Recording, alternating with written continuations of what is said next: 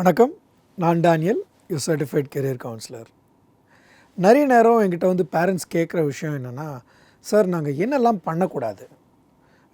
என்னுடைய அனுபவத்தில் ஒரு ஒரு 10 வருஷம் பிள்ளைங்களோட அந்த கெரியர் டிசிஷன் மேக்கிங்லேயும் அவங்களோட காலேஜ் அட்மிஷன்ஸ்லேயும் அவங்களுக்கு ஹெல்ப் பண்ணிகிட்ருக்கேன். இந்த எக்ஸ்பீரியன்ஸ்லேருந்து நான் கற்றுக்கிட்ட சில விஷயங்கள், எல்லா பேரண்ட்ஸும் பண்ணக்கூடாது அப்படின்னு நினைக்கிற சில விஷயங்களை உங்களோட ஷேர் பண்ண பார்க்குறேன்.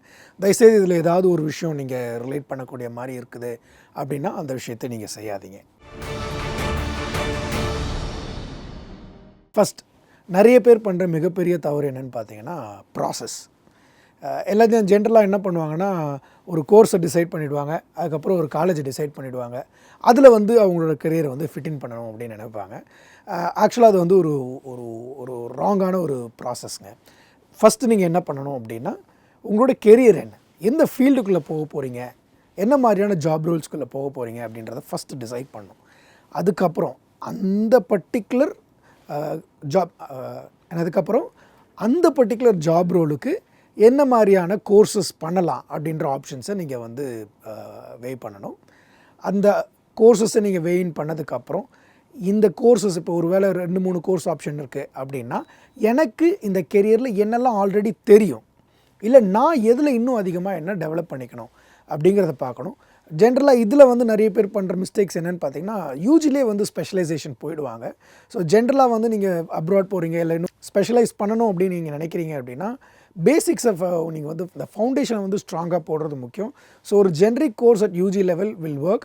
அதே மாதிரி நீங்கள் பிஜி போகும்போது கண்டிப்பாக நீங்கள் வந்து ஒரு ஸ்பெஷலைசேஷனோடு போகணும். ஸோ ஃபஸ்ட்டு கெரியர், அதுக்கப்புறம் கோர்ஸ், அப்புறம் அந்த கோர்ஸுக்கு எந்த காலேஜ் நல்லாயிருக்கும் அப்படிங்கிறத தான் செலக்ட் பண்ணுமே தவிர, இந்த காலேஜ் டாப் காலேஜ் அப்படின்றனால அதில் இருக்க எல்லா கோர்ஸுமே வந்து உங்களுக்கு வந்து அது கரெக்டாக இருக்கணுன்ற அவசியம் கிடையாது. அங்கே இருக்கிற ஃபேக்கல்ட்டி ப்ரொஃபைல் நல்லா இருக்கணுன்ற அவசியம் கிடையாது. அதற்கான இன்ஃப்ராஸ்ட்ரக்சர் அந்த பர்டிகுலர் காலேஜில் இருக்கான்றது தெரியாது. ஸோ நீங்கள் ஃபஸ்ட்டு இந்த ப்ராசஸை ரைட்டாக செட் பண்ணிக்கணுங்க. Next peer influence. இன்றைக்கி நான் பார்க்குற பெரிய சேலஞ்ச் என்ன, பிள்ளைங்க என் ஃப்ரெண்ட்ஸ் எல்லாம் இதை பண்ணுறாங்க, நானும் இதை பண்ணணும். இல்லை வந்து என்னை சுற்றி இருக்கிறவங்கெல்லாம் இதை பண்ணுறாங்க, நானும் அதை பண்ணணும். இல்லை வந்து பேரண்ட்ஸு சில நேரம் வந்து, சார் எங்கள் வீட்டில் வந்து இவங்க இந்த மாதிரி பண்ணுறாங்க சார், இல்லை இவங்க ஃப்ரெண்ட்ஸ் எல்லாம் இந்த மாதிரி பண்ணுறாங்க சார், நானும் இந்த பிள்ளையை இதையே படிக்க வைக்கணும் அப்படின்னு நினைக்கிறது. நான் முன்னாடியே சொன்ன மாதிரி தான், ஒவ்வொரு சைல்டும் யூனிக்குங்க. அண்ட் நிறைய நேரம் இந்த பிள்ளைங்க இந்த டிசிஷன் எடுக்கும்போது you have to make them understand friends can be friends. நீங்கள் வந்து ஒரே கிளாஸில் உட்காந்து படித்தாதான், இல்லை ஒரே காலேஜில் இருந்தால் தான் நீங்கள் ஃப்ரெண்ட்ஸுன்றது கிடையாது. அந்த ஃப்ரெண்ட்ஸுன்ற விஷயம் வந்து என்றைக்குமே அந்த ஃப்ரெண்ட்ஷிப் இருந்துக்கிட்டே இருக்கும். ஒருவேளை அந்த ஒரு இமோஷ்னல் காரியத்துக்காக நீங்கள் வந்து ஒரு லாங் டேர்ம் கான்சிக்வன்ஸை நீங்கள் கொண்டு வர வேணாம். உங்களோட கெரியர் டிசிஷனில் உங்களுக்கு எது கரெக்டான ஃபிட் இருக்குமோ அதை சூஸ் பண்ணுங்கள். ஒருவேளை உங்களோட ஃப்ரெண்ட்ஸ்க்காக நீங்கள் யோசிப்பீங்க அப்படின்னா, எப்போவுமே அவங்க உங்களோட ஃப்ரெண்ட்ஸாக இருக்க முடியும், ஒரு நல்ல ஃப்ரெண்ட்.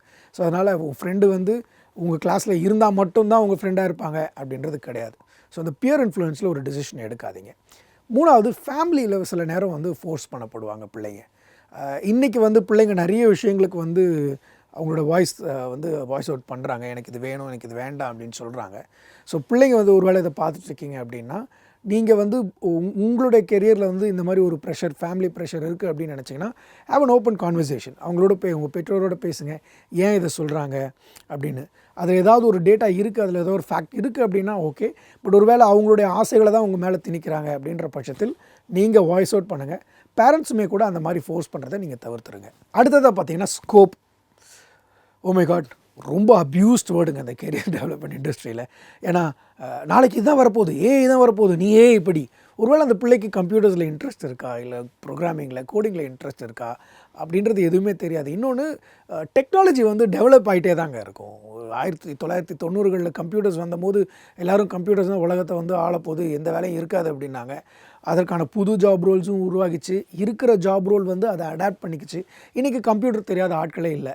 ஸோ இப்படி டெக்னாலஜி வந்து இவால்வ் ஆகிட்டே இருக்கும். பட் நீங்கள் அந்த ஸ்கோப் அப்படின்றது வந்து முக்கியமான விஷயம். ஸ்கோப் உங்கள் பிள்ளைகிட்ட தான் இருக்குது.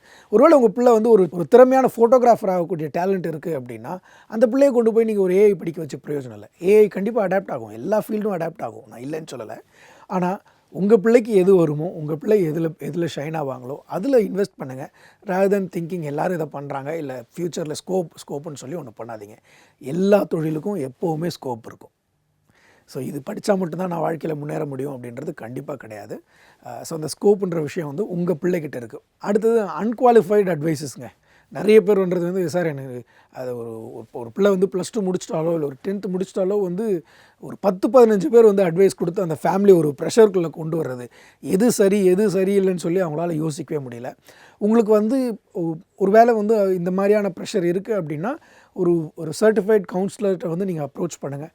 இல்லை உங்களுடைய டீச்சர்ஸ், உங்களுடைய மென்டார்ஸ் அவங்கக்கிட்ட நீங்கள் அப்ரோச் பண்ணுங்கள். எல்லாருக்கிட்டையும் போய் நீங்கள் வந்து ஒரு அட்வைஸ் கேட்குறது வந்து நிறைய நேரம் அது ஒரு கன்ஃபியூஷனில் தான் கொண்டு வந்து விடும். அடுத்ததாக வந்து இந்த ராங் கேஸ் ஸ்டடீஸை வச்சுக்கிட்டு நம்ம வந்து அதில் ஒரு இன்ஃப்ளூயன்ஸ் ஆகி போகிறதுங்க. என்ன அப்படின்னா, ஒருத்தர் வந்து ஒரு கோர்ஸை படிச்சிட்டாரு, அவர் ஒன்றுமே பண்ணாமல் இருக்கார், வேலையே கிடைக்கல, அதனால் உங்களுக்கு வேலை கிடைக்காதுன்னு இல்லை. அதே மாதிரி ஒருத்தர் வந்து இந்த கோர்ஸ் படிச்சுட்டு ஒரு பெரிய ஹிட் ஆகிட்டார், சக்ஸஸ் ஆகிட்டாருன்றதுக்காக அது உங்களுக்கு ஒர்க் ஆகணும் கிடையாது. ஸோ உங்களுக்கு எது தேவைன்றதை பார்த்து முடிவெடுங்களே தவிர அடுத்தவங்கள பார்த்து நீங்கள் அந்த முடிவை எடுக்காதீங்க. தேங்க்யூ.